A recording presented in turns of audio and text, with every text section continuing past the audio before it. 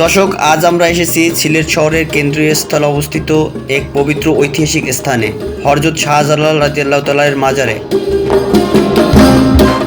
হযরত শাহজালাল রাদিয়াল্লাহু তাআলা ছিলেন একজন বিশিষ্ট সুফি সাধক ও ইসলাম প্রচারক।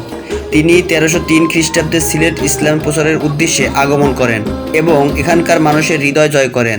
তার সহজ সরল জীবনযাপনে, জ্ঞান ও ধর্মীয় বাণীর মাধ্যমে মাজার প্রাঙ্গণে প্রবেশ করলেই দেখা যায় এক সুন্দর গম্বুজ ঘেরা স্থাপনা, যেখানে রয়েছে শাহজালাল রাদিয়াল্লাহু তাআলা এর কবর।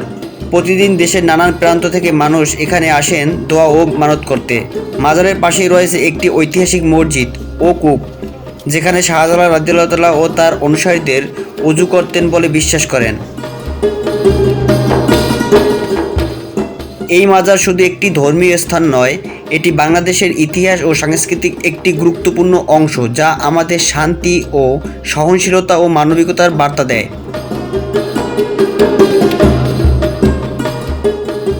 বাংলাদেশের উত্তর পূর্বাঞ্চলের সিলেট শহর প্রাকৃতিক সৌন্দর্যে ঘেরা এই শহর, আর এই শহরের সবচেয়ে পবিত্র ও দর্শনীয় স্থানগুলো হলো হযরত শাহজালাল রাদিয়াল্লাহু তাআলা এর মাজার। হযরত শাহজালাল রাদিয়াল্লাহু তাআলা আমাদের শেখান আত্মার পবিত্রতা, মানুষের প্রতি ভালোবাসা এবং আল্লাহর প্রতি পরিপূর্ণ আস্থা রাখার শিক্ষা। তার মাজার তাই শুধু একটি স্থাপনা নয়, এটি আমাদের জাতিসত্তার আধ্যাত্মিক চেতনার এক মাইলফলক।